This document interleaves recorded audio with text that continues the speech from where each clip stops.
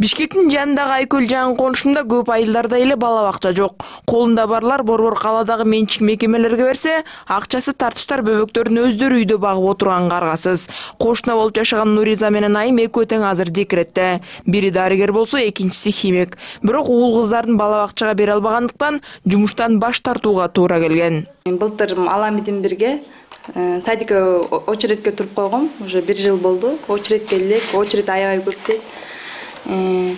Ошо былтыр анан ошо эки бала менен үйдөмүн, өзүм химикмин, лабораторияда иштейм. Анан ошо чыга албайтам, былтыр эле чакырган жумушка. Частный болсо мен айлыгым эле кетет, мисалычы. Бер жагы дедим эле 5000ден деп атат да. 5000ден 10.000ге чейин дейт. А мен айлыгым 15.000. Экөөнө жөн эле бөлүп берип коюп атам да. Анда мага эч кандай пайда жок да, частный садиктенчи. Бул айылда кичинекей балдар көп, аябай эле садикке муктаж бул айыл. Бирок частный садик 5000ден жогору да. Алардын алып барганга мүмкүнчүлүгү жок да.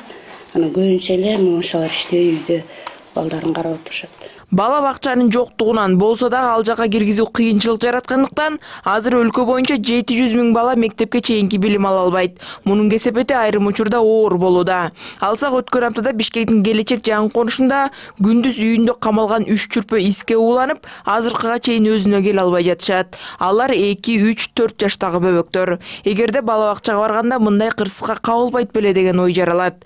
Вице-премьер-министр Алтынай Өмүрбекова бөбөктөрдү мектепке чейинки билим берүүгө тартуу үчүн мамлекеттик жеке өнөктөштүк аркылуу иш алып барууну сунуштайт. Биздин планыбыз менен 19-жылы 1000 деген баланы орноштурсак, 1000ге жакын баланы, мен ойлойм абдан жакшы болот.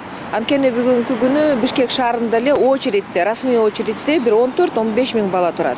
Ошондуктан ошол 1000 баланы хотя бы жайгаштырсак, анан жанагы биз ойлоп атабыз, эң мындай предельный деп бир 6000 деп караштырып атабыз. 1000-ин ата-энеси төлөсө, ошол 5000де бюджеттен төлөп берсек.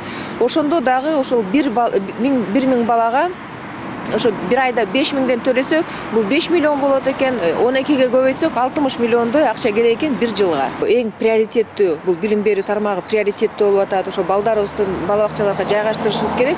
Бул жерде мен ойлойм, Минфин дагы, Жогорку Кеңеш дагы колдоп берет деген ойдомун.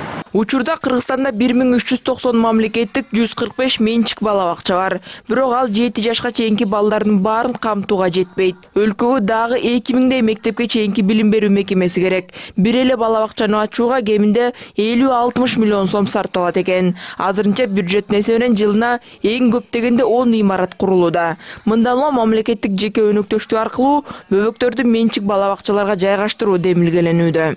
1000 баланы кантип тандаш керек? Биз ойлоп атабыз, бул болсо аз камсыз болгон үй бүлөлөрдөн, бул болсо ошол көп балалуу үй бүлөлөрдөн, бул болсо энеси же атасы өзү тарбиялап атса, ошондой бир мындай ошо жардамга муктаж үй бүлөлөрдүн балдары болот деп.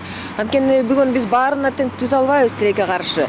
Андан тышкары дагы бир вариант катары инвесторлорго мамлекет жер берип, ишкер ал жака бала бакча куруп, иштетсе ал жакта кызмат акысы арзаныраак болот.